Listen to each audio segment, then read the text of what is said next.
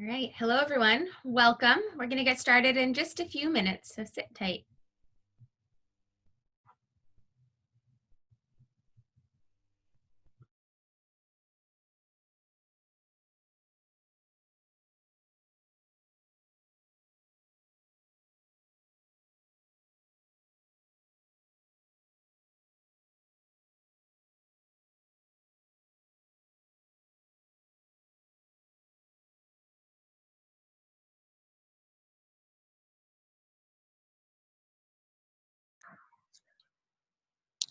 Good morning, everyone.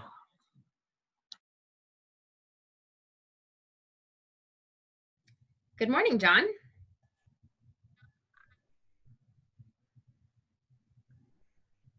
Good morning. Hi, everybody. I'll turn off my video and mic until we get started. Sure. And John and Elizabeth, turn your videos on once you get to your location so everyone can see who's here.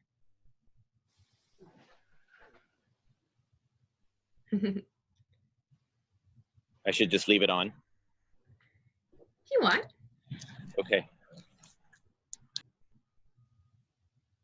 Maybe we should give it another moment or two for a few more people to sign on. Yeah, let's. I think people are still getting into position. Yeah. Elizabeth, I haven't gotten any emails from anyone with problems this time, which is good.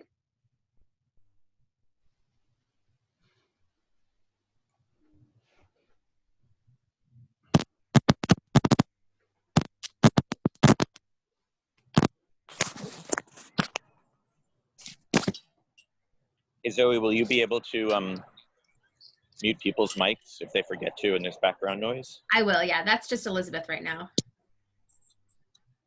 But yes, I will. So John, this is Jerry. I'm going to take off at 10:30. I've got a budget meeting, but I wanted to check out this for a little bit. Hi, Jerry. How you doing? All right. You got my email. I'm so glad. Yeah. So Yeah. be here till just about this first part of it. Okay, gotcha. I'll have some material during the first part, some during the second part. All right.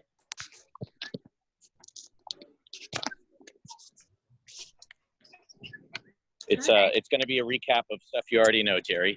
Absolutely, but I'm just really curious. It's Yeah. such a curious place. Yeah. Oh boy, I'm really excited. We've got a whole bunch of cool folks on the line. I'm sorry, my headsets I brought two and they both just decided to quit working. But I think it's okay because I'm not near anybody. Yeah, we can hear you. Okay, cool. And I will, let's see, turn my camera around. Let's see, there we go.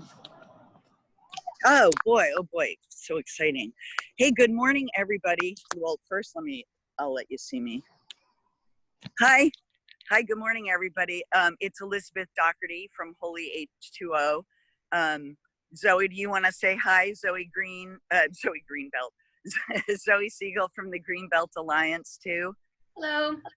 Hi. Cool. We co-produce these Holy H2O and Greenbelt Alliance. So thank you. This is part 2 of Temescal Creek. Just to let you know what we're doing is this is a program called Walking Watersheds that we started specifically for the COVID period.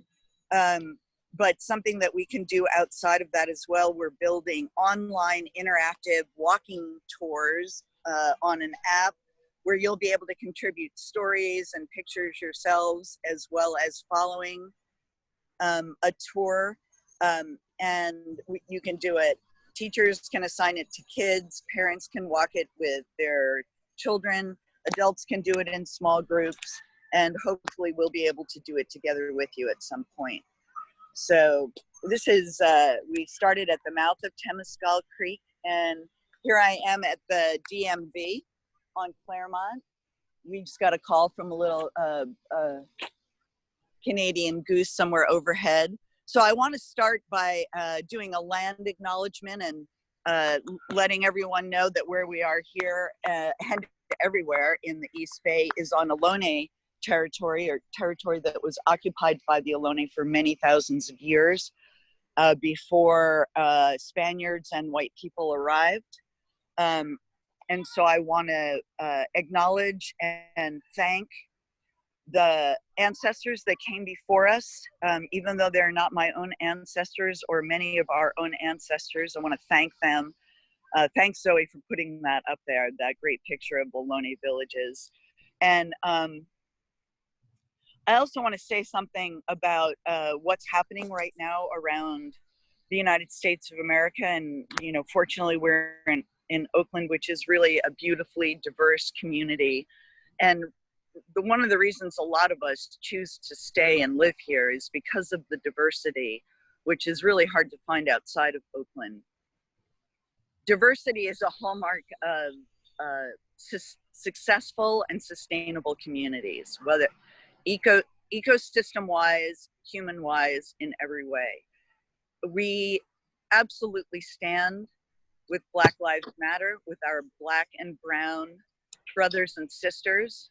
We stand here as, I'm gonna say me because I am a white person. I stand here as a witness and as somebody who is learning and lending my body and my efforts to the movement. And I just wanna acknowledge what's happening right now and hope that we can all join in accepting diversity in our communities. Okay, so we're gonna start. Jon Bauer, here we are at F.R.O.G Park, or I'm at F.R.O.G Park, parts of F.R.O.G Park, and Jon Bauer, who is a creek historian, is joining us and is gonna be talking about what we're actually looking at here. Is this Temescal Creek? Is this something else? Where is Temescal Creek? So take it away, Jon.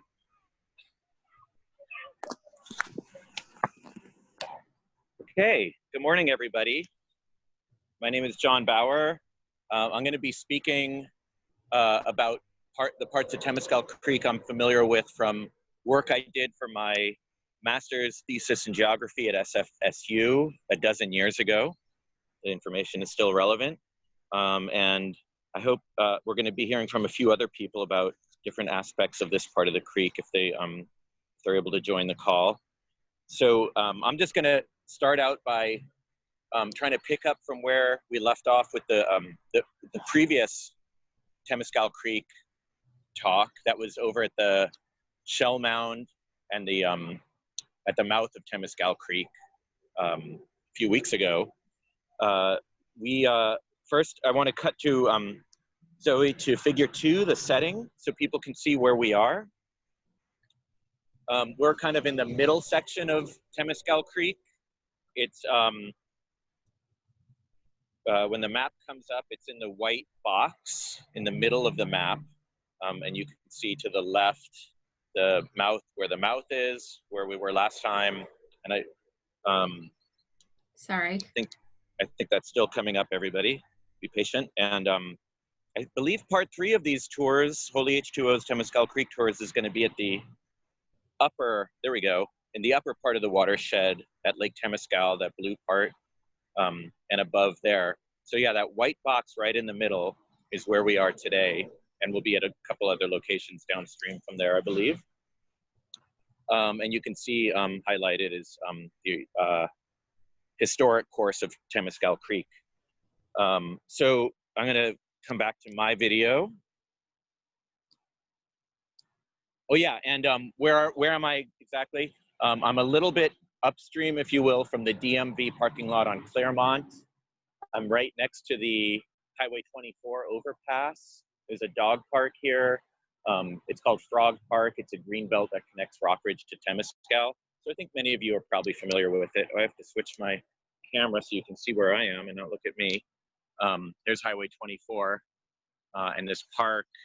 And we have scheduled a speaker later to talk about the greenbelt itself, because it's tied to Temescal Creek. So just to get, I'm laying the setting here. I'm standing here in this, basically this dry pond that you can see. And this is largely what we're going to talk about today. This is what we've referred to as the headwaters. To see what it looks like when there's the headwaters of Potemkin Creek, I want to make clear, and I'll explain later why it's called Potemkin Creek. Zoe, could you cut to figure 18?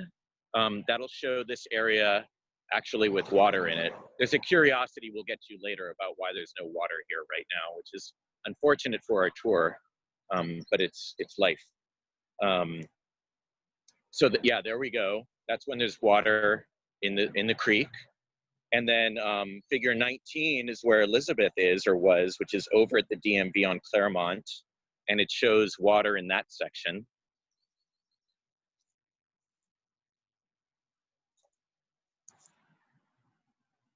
There we go. And we should be able to cut also to Elizabeth at Redondo Park, which will show where the water ends up, just to complete the setting of Potemkin Creek. Did you make it to Redondo Park, Elizabeth? Yeah, I am here. Let me flip my camera around. There we go. So here's it's also called Little Frog Park. That's right. And I'll just show you from the beginning of this part of it. You can see there's a play structure back here. And then this is where the water comes out and goes down this. I don't know if Sharon Gosling made it on this call or the live stream or not from Alameda County Flood Control, but she can maybe talk a little bit about why the creek isn't on yet. Yeah, what various of us will be able to cover that later. Yeah, okay. So that's what Elizabeth is showing right there is for all the fluvial geomorphologists on the line is an example of faux karst or urban karst, I call it. It's a faux sinkhole where the water goes back underground. So again, this is Jon Bauer, back to me. I want to pick up where we left off from the previous time and talk about what it was like when the Spaniards were in charge of this area, and then following that, the Anglo rule area. There were 21 creeks that drained the East Bay Hills, and Temescal Creek is the longest of those 21 creeks.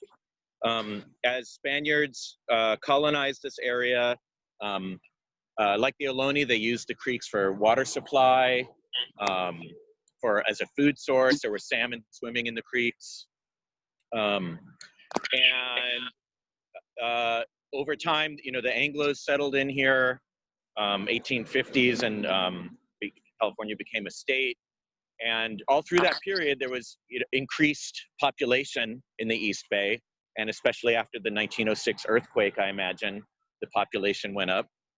And more the creeks became overdrawn. They started to become more polluted with trash over time. They were being used. There were no formal sewer systems set up yet, and creeks got used to get sewage out to the bay and away from homes. And over many decades, the creeks became more and more of a nuisance to the people who were living here. Another major factor that led to the demise of the East Bay Creeks was the increased development meant more impervious surfaces. And as some of you know, with more paved surfaces, impervious surfaces, there's an increase of flooding because the water can't infiltrate into the groundwater. So that's another area in which the creeks became less of a sort of vital, integral part of the community and more of a nuisance to the people who were living here. With the development, the creeks couldn't move. They stayed in their same channels. And the channels got deeper and deeper and more incised. And then a major thing happened in the 1920s. Oh, well, actually, let me go back before that. In the 1890s, Temescal Lake was developed as a water supply source for this part of the East Bay. 1898, I believe, Temescal Dam was built. That lake didn't last that long as a water supply. It quickly became filled with soil, and it lost volume rapidly. But in the 1920s, the East Bay got rights to McCulney River water in the Sierra foothills, and East Bay mud was established. And so the creeks weren't needed as a water supply anymore, starting around 1929. And then in the 1950s, just jumping ahead, the wastewater treatment plant was established over in West Oakland. And gradually over many decades, the creeks were becoming both more of a nuisance and less needed as creeks, including as a food supply source.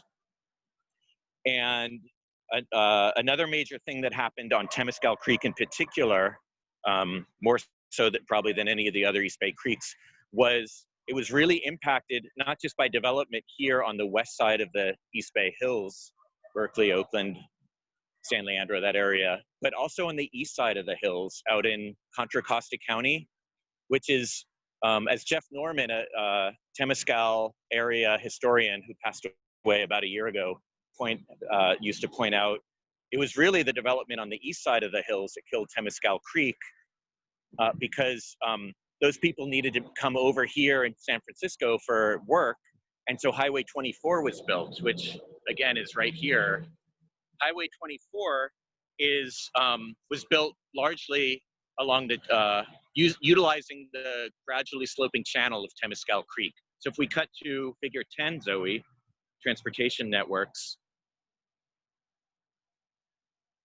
you'll see, if you look at Highway 13, if you imagine going north on Highway 13, and then coming around Lake Temescal, there we go, and making that left turn there around Lake Temescal, and then coming down Highway 24, you're essentially looking at a large portion of what was Temescal Creek right there, where Highway 13 is and Highway 24 is. And then again, we're standing just to the left of where that Highway 24 arrow is, in that little crook there, that elbow. You can see the line for Potemkin Creek, where Elizabeth and I are standing, and maybe others. So that's what was happening, especially in the 1920s, 30s, 40s. Starting in, I think in the 40s, some sections of Temescal Creek started to get culverted, that is buried underground in underground channels as a flood control measure by the Alameda County Flood Control District.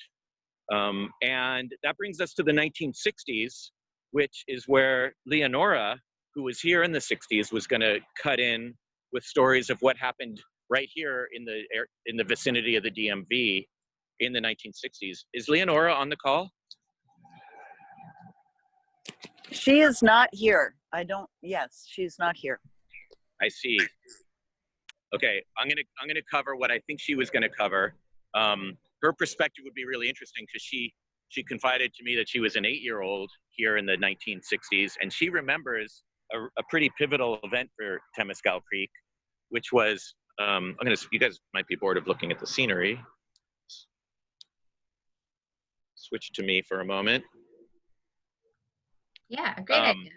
And John, just so you know, I am at the DMV section of the creek again, if you want to show any. Oh yeah, why don't we cut to Elizabeth, and she could show some scenery over there. And we'll also cut at some point, Zoe, to figure 20, the DMV area. So there was increased flooding from storms because of impervious surfaces. Some sections were starting to get culverted. In 1962, there was a major storm event. It was called the Columbus Day Storm. It lasted for 2 days. And this area in Temescal in particular was heavily flooded, the stories go. The picture in figure 20 is just one image that I was able to find of what that creek, where Elizabeth is standing, what the actual creek looked like around that time, not during that flood per se. Here we figure 20. Yeah, I don't have That's what it looks like, 20, right? Unfortunately. Oh, we never got figure 20. It's basically a creek channel that looks to be about 20 feet deep, 20 feet wide, rushing water in it. You can, in your heads, compare that to what's on the screen right now, figure 19, which is where Elizabeth is standing right now. and you've got a channel that's about 4 feet wide and 1 or 2 feet deep. So yeah, we don't have that one, Zoe? No, unfortunately, it's not. Okay. So it goes.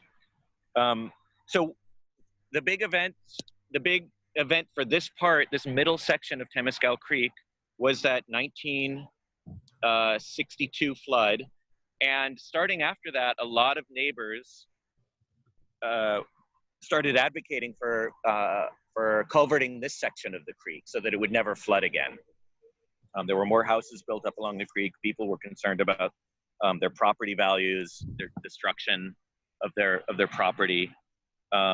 So yeah, really especially in the 40s, 50s, 60s, 70s, there was much more flooding, and there was this periodic effort to channelize all the sections, or most of the sections of Temescal Creek below Temescal Dam at Lake Temescal, all the way to the bay. There's a few remnants that are visible still.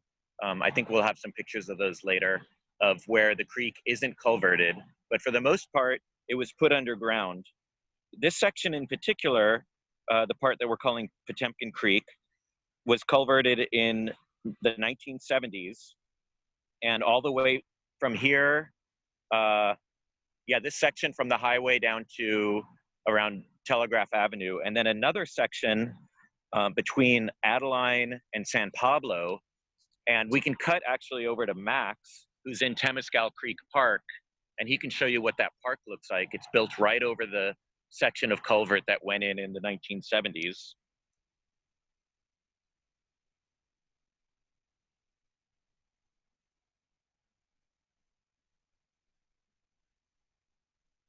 Are we cutting to Max?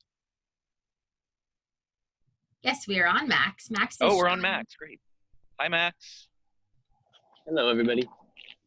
I'll just bike around a little bit, and I'll make my way to the grate at the bottom of the park. Okay. Where you So might Max be able to is see the walking. walk. Yeah, he's walking this linear park that starts. The upper section is at Adeline, and he's walking towards the bay through Temescal Creek Park.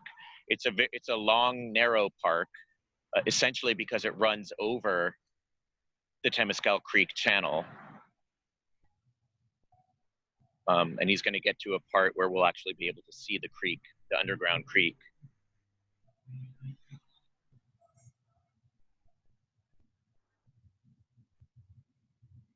I imagine a lot of people participating are familiar with the places where F.R.O.G Park, where Elizabeth and I are, and Temescal Creek Park, where Max is. He's coming to the end of the park.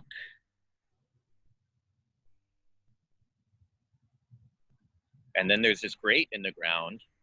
See if we can hear and see what's going on in there. You able to see it? Yeah.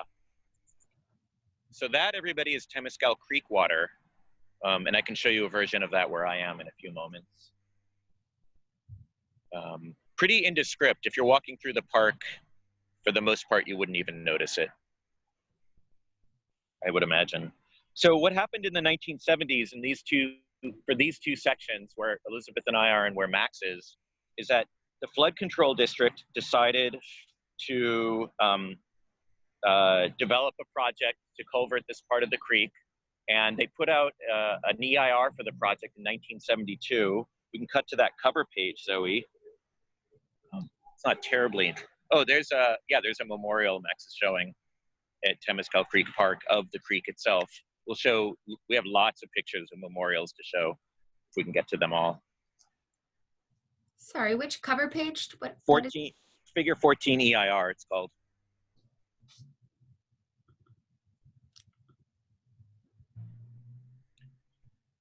So the part that I was researching for my master's thesis had to do with this period going forward and the efforts to culvert this section of the creek and how that played out in the community of Temescal. Here you can see on the right side of that drawing where I am, and that the line on the left side is where Max is. Starting on the right side of the left-hand little squiggle is where Adeline crosses and Temescal Creek Park is, and it goes to San Pablo. And so this is from the plan. And what was interesting at that moment in time and place, and is a pretty unique phenomenon as far as I've ever been able to determine, is that there were a lot of people in the neighborhood who didn't want the creek culverted. And Alameda County Flood Control District hadn't encountered this yet. Everywhere they'd been culverting creeks, the neighborhoods were either indifferent or they were really happy about it because the creeks had become a real problem for them. They hadn't encountered opposition to culverting the creek. The opposition in this area in the early 70s was largely coming from what are described as young hippies, that demographic, the environmentalists, some of whom went on to found the Ecology Center, for example, and also the older Italian community that lived in Temescal. From Jeff Norman, the historian, his work, research he had done for his book, Temescal Legacies, a lot of them noted that, where they came from in Italy, they were used to having creeks running through towns, and it was a part of life, and it was something they cherished, and the creeks weren't polluted and a nuisance for them, and they wanted to maintain an actual functional flowing creek in the neighborhood. So you had these two groups providing opposition to this effort by the Flood Control District, and out of that opposition, and also this opposition wasn't present in the part where Max is standing, the lower reach between Adeline and San Pablo. It was only in this upper reach. And so what happened was they built into this EIR, on this project plan, a plan for what they called the reconstituted creek. And we can cut to figure 24, Greenbelt design, Zoe. They worked with an architect named Irvin Luckwin, passed away about 5 years ago. He lived in the neighborhood. He still did until he passed away. He had been, at one point, the executive director of the East Bay Regional Park District.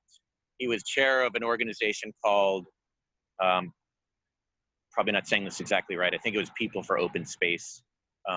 He was a planner, he was an architect, and he developed this idea for a reconstituted creek above the culverted Temescal Creek as a way, they thought it would appease the people who didn't want to see the creek culverted.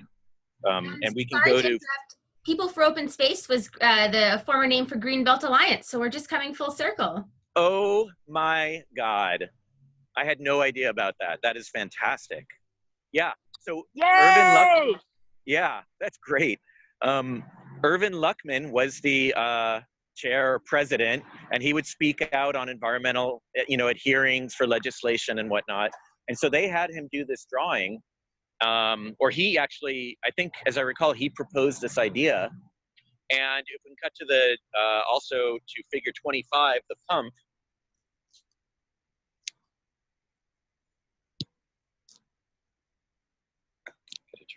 There we go. This is a drawing for the pump that would operate the water in the reconstituted creek. The horizontal line, about a third of the way down, is ground level. And it's a pretty simple drawing, but let's cut back to me, Zoe. I'll show you where that is in real life. Here we are, I'm standing at the pump housing in the park. This is where the pond is that I was showing you, and right behind me is the park, the play structure. So here's the pump. Most people don't know this is a pump that turns the creek on and off. And so what happened was they proposed this idea and nobody liked it.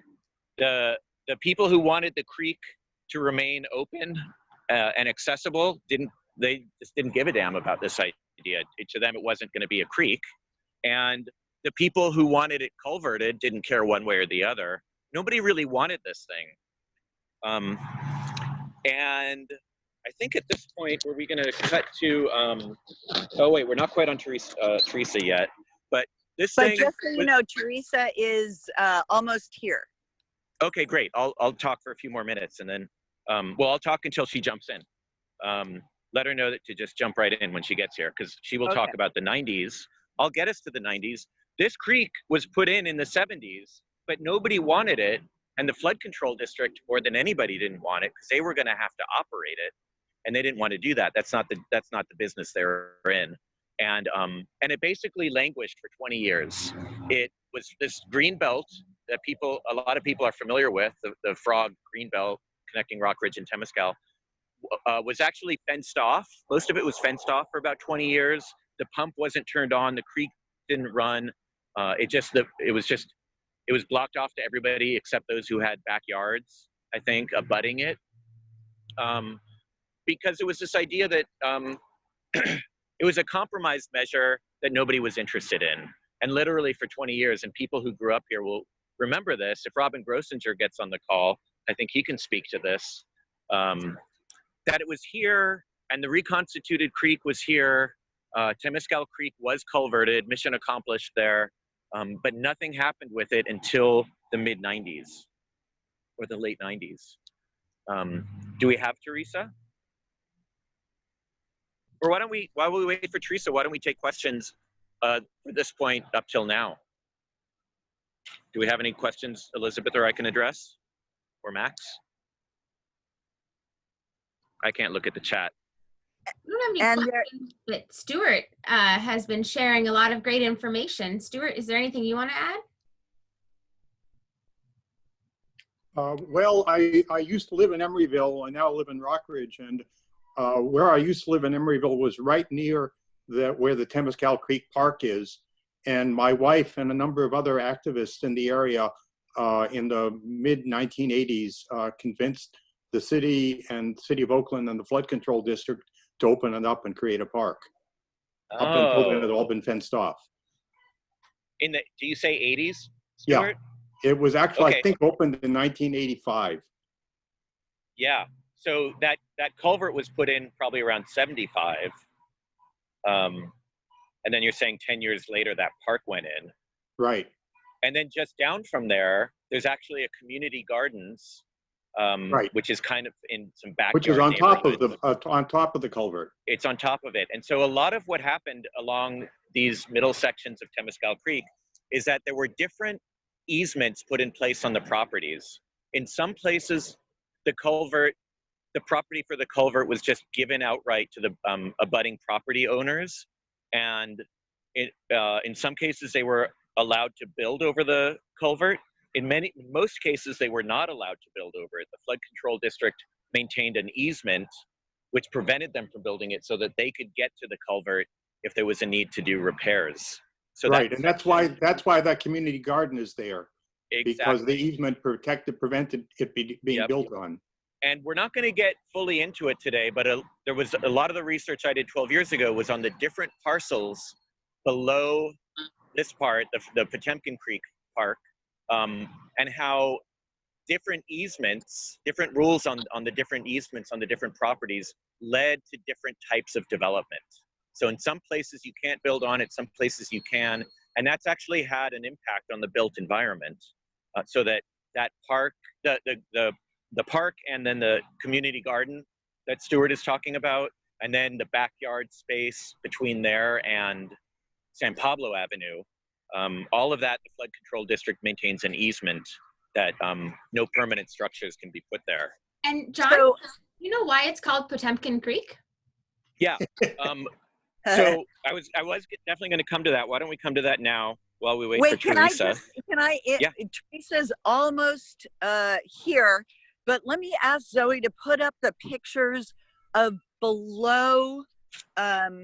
Let's see, what does it say? Like maybe there's one that says Pixar, or there's a couple of Pixar related pictures. I just want to show you, since we started at the mud flats and the shell mounds, then what happens between there and Temescal Creek Park? So it goes underground. That's the area right by Emery Bay Village. Exactly. So I found this totally by mistake. I was on 53rd trying to trace the creek a couple weeks ago, and I just pulled into a housing unit and said to a woman walking by, "Does the creek go through here?" And she said, "No, there's no creek." And then she stopped and she goes, "You know, maybe that's the creek that's in the parking lot behind here, though." So she sent me around here to find this. So it's one place that you can see the creek, and And then I was up at 53rd and MLK the other day, just picking actually up a headset for these live streams from somebody on Nextdoor. And he said, yeah, the creek is open behind our house. Like our neighbor has the creek in their backyard. So, so I'm going to try and get back there once we can do things like that and get some photos of that. So just between there and Temescal Creek Park, I just wanted people to see that it's mostly in these culverted system. I mean, it is all in these culverted systems that you can just find these tiny little places where it shows up. Especially in Emeryville. Yeah, on San Pablo Avenue, I did take a picture. I didn't load it up to the, there's a Temescal Creek street marker. They took up most of them when they built the new building at 53rd and San Pablo, but there were street markers there. Yeah, the new high school. And Stuart, what's the north-south street where the community garden is? Somebody wanted to know. It's actually 48th Street. 48th Street turns the corner, does a right, right turn, and runs Elizabeth into and I were trying to figure out why 48th Street was going north-south. Yeah, no, that I used to live on 48th Street, and that it's a bizarre street because it's very small and it just goes a little ways and then it turns 90 degrees and goes into 53rd. Yeah. Okay. Another section where you can see the creek water running from ground level, street level, is on Horton. I can't remember which. It's between two different streets. I can't remember which, but if it's easy to find on Horton. And there's also some open spots in Rockridge where it wasn't actually put underground. And there's even over kind of near the Trader Joe's, there's a yard people might be familiar with. It's on like the corner of Oak, whatever, and Forest. Oak Grove. Yeah, Oak Grove and Forest, which has a bridge over the original channel to a house, but hasn't had water in it for decades. And the same people have lived in that house for decades and decades. Yeah, I know the people who live there. Yeah, good guy.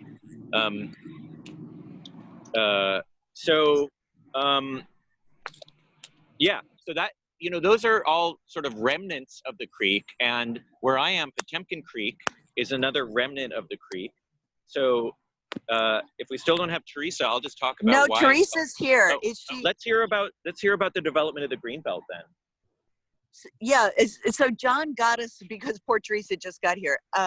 John got us up to the fact that the pump had been installed and the system was set up, but it wasn't really being used or turned on until you on Thersa,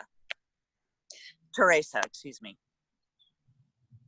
Great, thank you, Elizabeth. So I wanted to start off by showing you this public art that was installed. And introduce yourself. Sure.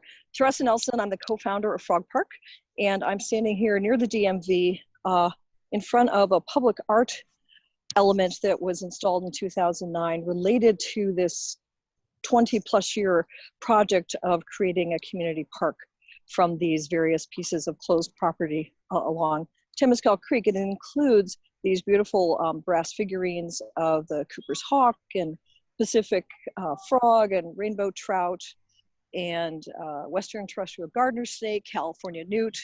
And these are actually all the way along the pathway that kind of parallels the path of Temescal Creek. And they're viewable through these little telescopes that were installed by the artist Mark Brest van Kempen.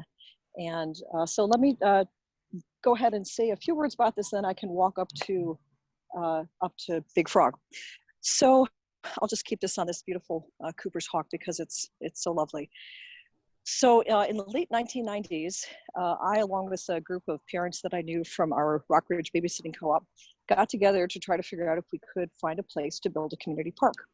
Because this neighborhood, this part of Lower Rockridge where I live, which is very, very flat, very, very walkable, had no park for kids. There was no place for kids to play without getting in a car and driving to Montclair or Piedmont or Berkeley or something. And it just seemed so wrong to me that we could walk so easily and there was no place for kids to play. So we started working on a whole lot of ideas. Some of them were better than others. Some of them encountered opposition. And after about 2 years of a lot of community discussion and ideas being put forth, what was raised and what was agreed to by everybody was a master plan that is actually organized along Temescal Creek, which is the spine of the park. And the park, as it's currently configured, includes a lovely big play structure, which we'll get to in a minute, at the area that we call Big Frog near Hardy Park and close to Claremont and Hudson. I'll actually show that. Okay, great. Right now. And then at the other end, at Redondo and Clark, is what we call Little Frog, which was a smaller area that was intended to be a play structure for younger children. And so this master plan was created by Tom Dolan and Peter Hollingsworth, and people really got on board with it. And we started to look at how we could build these play structures. And one of the things that happened real quickly was realizing that these play structures that most people have seen, those sort of vinyl colored, multicolored, vinyl covered metal that are always multicolors that you see in almost every park, are hideously expensive. And that the money we were able to raise from the community and from the park bond and from the city was not going to be anywhere near enough to actually do this. So we investigated something called a community built play structure, which is what you're looking at now. And it was, the idea is that the community comes together to actually build this. It's built out of wood, and which you will rarely see in play structures because it requires a lot of maintenance. And it meant that we had to organize huge numbers of people, raise a lot of money, and come together. So the plan for this was that we worked with a company called Robert Leathers and Associates out of Ithaca, New York. And I'm gonna walk now towards the park. And they gave us the model for how this is done. They've done hundreds of them all over the country and actually outside the US as well. And so their plan is you have to get the community together. The kids have to be part of the design process. The community has to raise the money. The community has to come up with the volunteers. So we did. We raised more than $400,000, got huge amounts of in-kind support. We had more than 1,300 volunteers over the course of 10 days who took basically gigantic piles of wood and other materials and made the park that that you're seeing, that John's showing you. And I think what really excited people about this was that a lot of people had questions about Temescal Creek. Like, what is it? Why is this thing here? What's this big grading? Which I think you're just showing them now, right, John? Yep, I just showed it. And people could hear the creek down there, but nobody like, well, where is it? What is this thing? And what was really exciting was when we were able to negotiate with Alameda County Flood Control District to get permission to use this area that had been blocked off by a big 6-foot chain link fence and had weeds about as tall as I am. I'm like 5'2", and it was just not used. And when they agreed to allow that piece of land to be opened up, and I'm approaching it right now, that was the key to the whole project, because that meant that we could do something continuous, which sort of mirrored the pathway of the creek. And you'll see this is an area where normally during this time of year the creek would be running. Community volunteers keep this fairly cleaned up so the creek can flow. But this is the part that used to be closed. And I'll just be crossing Clifton here to show you this. And there was a giant fence here and giant weeds. But now, as you can see, it's a lovely pathway.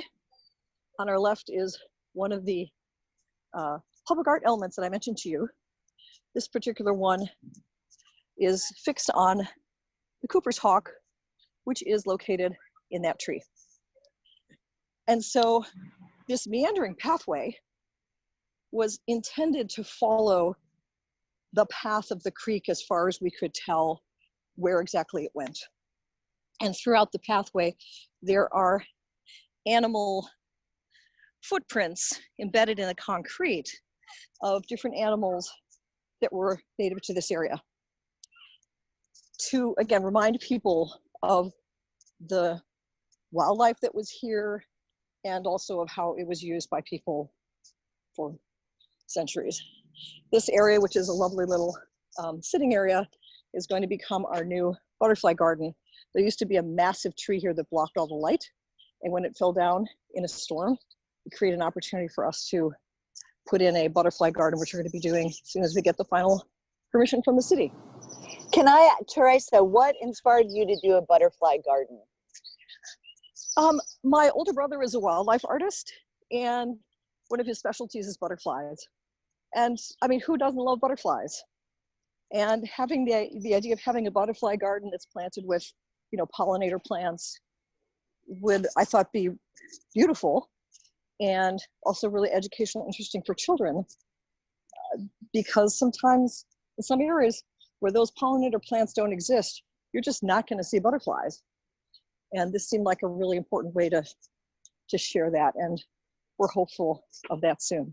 And one thing I want to show you I just wanted to say too that we want to get to talking after Theresa, John, just to cue you to talking about the function of a real creek and a faux creek. Yeah. And this is, you'll see here a Good. difference between the concrete and this pebbly area. The pebbly area intended to show what would have been the path of the creek in real life.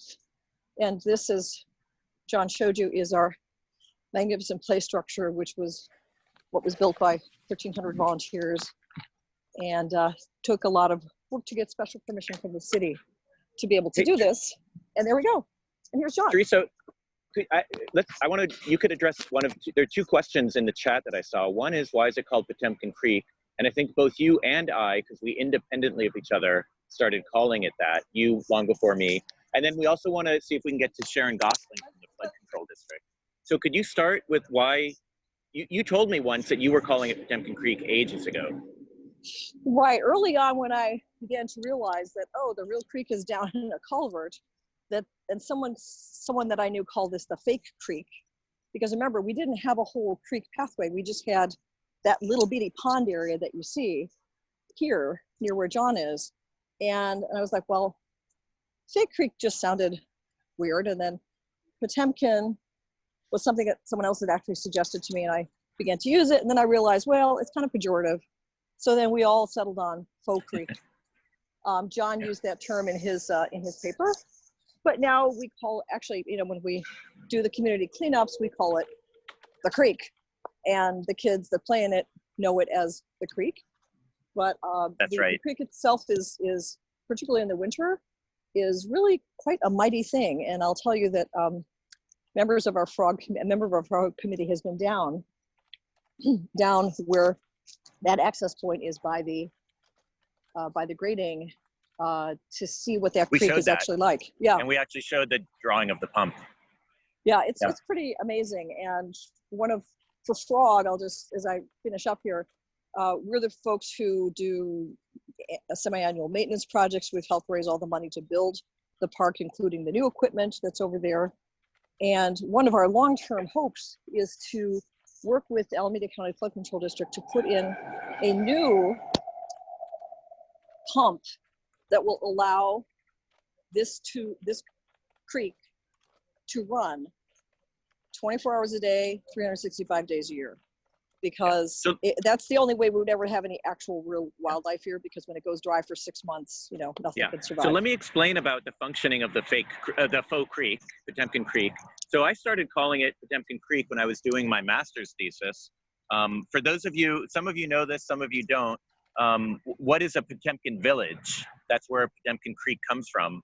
Potemkin villages were these fake facade villages that were set up along the, somebody's going to correct me, I think the Dnieper River in Crimea, after that area was conquered by the Russians, Catherine the Great, and one of her generals, Potemkin, wanted to show off to her how fertile and wonderful and populated these lands were.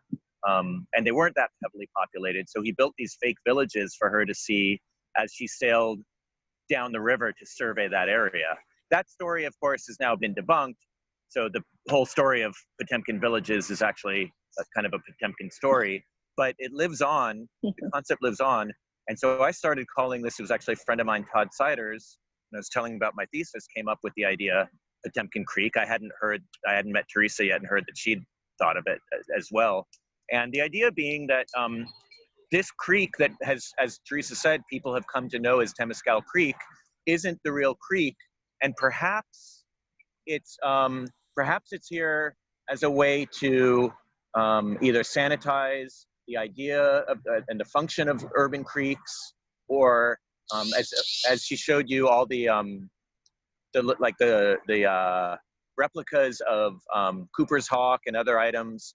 They're all memorializations, if you will, of of the original creek. And there's numerous of these memorializations actually throughout the neighborhoods between here and Emeryville. We have photos of some of those. And so how does this function? Well, the creeks in the East Bay, of course, ran most heavily in the winter and the spring after the rains, and probably didn't dry up in the summer, but potentially they dried up in the summer. Most of and the fall, after 6 months of no rain. And when they ran for 24 hours. Potemkin Creek only runs in the summer and not in the winter, because the various channels and grates and stuff tend to fill up with leaf detritus from all the trees, and it blocks the channels, and the water would actually flood out of the Potemkin Creek channel, which is very shallow, as you saw.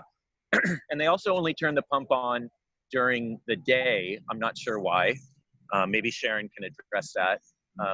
Sharon from the Flood Control District. And but you know, but by the time Thersa and her group got around to redeveloping the Greenbelt in the 90s or the 2000s, this surface feature, I think of it as a 3-block long horizontal fountain, became it kind of served to function as Temescal Creek in the neighborhood, although without the functionality that a creek would afford, such as a place for salmon to run and spawn and supporting the native flora and fauna. So it has some functions of a creek, but certainly not all of the functions of a creek. What was really interesting to me about it was that this whole phenomenon, which honestly I couldn't find other examples of on this planet anywhere, of a fake creek right over the real creek channel, meant to kind of function in people's minds as the creek. I couldn't find another example of it that I thought was comparable to this. And yet it's about 3 miles away from, you know, arguably the premier example of urban creek daylighting in the United States, Strawberry Creek in Berkeley.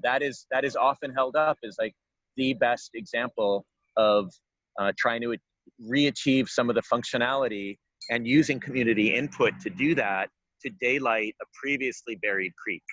So here we have, like, a few miles away from each other, these two really dramatically different examples of what to do with the buried creeks when people, you know, a generation or two later want to start seeing them again. And it really brought up Salso Creek is another great example of that. Okay, I don't know. Yeah, I don't know much about it. Yeah, and in fact, we'll be covering both Strawberry Creek and Salso Creek. Good. And Salso Creek is another one that took bond measure money from Measure DD and have just in Oakland and have just done miraculous things with it. I also just want to mention that Leonora is here in case we want to hear one of her stories about what it was like when there was a real creek. Yeah, if we have time for that, but also if does Sharon want to chime in about from the flood controls perspective? Hi, this is Sharon. Hi. Hi. Well, I wish I could actually offer more information. I spoke with Elizabeth yesterday, and really I'm just learning myself about this. So this has been a bounty full of knowledge for me. I think what I can't really speak of the history or the purpose or the reasons why there are some limitations, but what I can tell you is the status now of why it's not running the way that it did before, and what it's going to take for that to happen. So basically, I just reached out to our pump manager to ask about the status, and he let me know that the last time it was turned off, it was last year, and I think there was some concern with the blue algae that was in Temescal, and then also because of a pump. I mean, as the water flows through, it then discharges, and there was a blockage in the line that was covering. that was causing some flooding. And so, bottom line, to resume, he just needs the go-ahead from the city of Oakland that all lines are cleared downstream, and just a request to turn it back on. Now, as far as, you know, making it 24/7 and changing, I guess, anything, I'm sorry, I can't offer you information, but I could be a good point person to at least start the conversation and find out, you know, who we could be talking with and what are some of the concerns that might need to be addressed in order Sharon, to.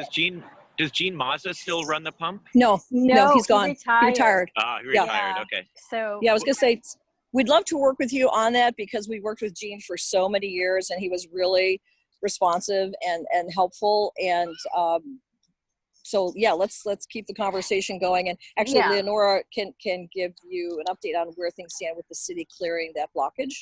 She's been on the point with that. Well, okay, great. That's great, because I just did reach out to Kristen Hathaway yesterday. Oh, yeah. So I can, that's fine. We can just kind of on our side kind of keep that going. But anything sort of changing as far as, you know, how often it runs, how much it runs, I'm sure it's going to involve engineers, because I'm sure there'll be a flood control concern. And so there's the person that took Gene's place. His name is Carl Speaker, and he's also very, very good. So that's cool. what Let's see if we can get Leonora in here just for a second. Is that possible, John, or is there something?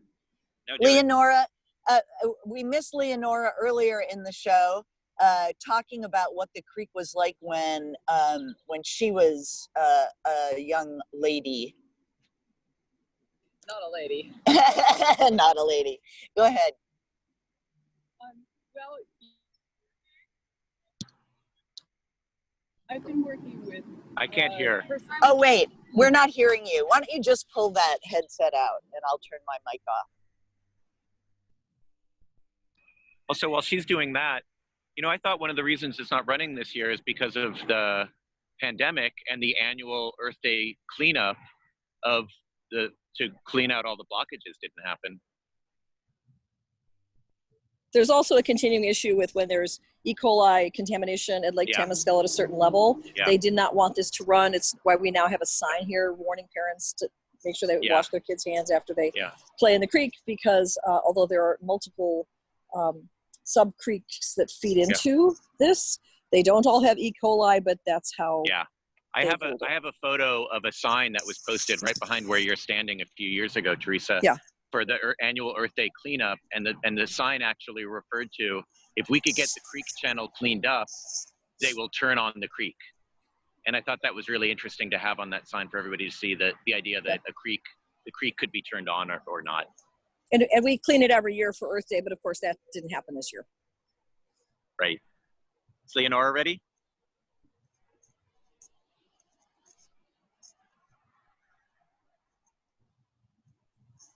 Uh-oh. Still can't hear. Can't hear you, Leonora. Huh. Okay, can you unmute her, Zoe, if she's muted? I'm not muted that I know of. Okay. Here, Leonora, use my phone. Okay. There you go. Can you? Better? Yes. Of course, I still can't hear you. Wait a minute. Yeah. Can you hear her now? Yes. Okay. So I can't hear the other people speaking very well, but let me just say about turning the creek on. The person at Alameda County who's been really helpful over the years, after Gene Mazza retired, is Percy Irving. And Percy Irving, Excuse me, Percy's no longer with the county. Just FYI. What? Percy is no longer with the county. Oh dear. Well, start all over again. Anyway, let me talk a little bit about one of my stories about the creek, because I think that could answer some of the question about how the drive to culvert it got started. When I was about 8, in 1962, there were a series of storms, one right after the other. And because there was so much pavement and the ground got saturated, there was a lot of runoff into Temescal Creek and the other creeks in the area too. But so obviously, as an 8-year-old, I wasn't allowed to go over to this flooding creek by myself, but a friend's mom and her big sister took several of us over to see it. And it was astounding. It was all the way up to ground level. And the creek had created a channel that was about 20-ish feet below ground. So you can imagine how much water that was. And it didn't look really dangerous until I saw what was floating by and how fast it was going. The creek was just kind of brown, and it had these tan foam streaks. And then there would be these enormous branches or people's garden furniture or just amazing stuff, which was what was causing part of the clog. And it was this wild, muscular creek that was nothing like the creek that I was used to playing in the spring and summer. So I think that's what caught the attention of Alameda County at first, because ultimately that's where the push to culvert it started. Oh, okay. That's right. That was the Columbus Day storm of 1962 that I mentioned. Yeah, well, I was 8 in 1962. Yep. So I don't know if anyone can see me, but I don't think we can see you. Turn the phone around. There. Can you see her now? There. Okay, is that better? Yes, that's better. Perfect. Cool. Okay, so that's basically my understanding of the history of it. But the creek was really impressive. It was all the way up to the land surface. It was going under the bridge at Cavour, but stuff would slam against the top of the arch where the creek normally flowed, and water was splashing over Cavour Street. It was really, really impressive, and it was scary, and it was also really exhilarating.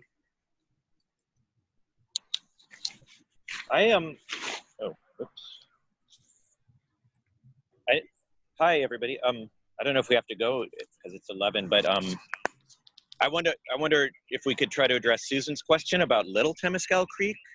I'm not sure what she's referring to as Little Temescal Creek. Maybe she could speak up. I'm not sure about Little Temescal Creek either. It was the question somebody had. Temescal Creek has three major branches. There's the one that flows from Lake Temescal. There's one that flows down through the backyards along Claremont that meets up with it. I think that's called the,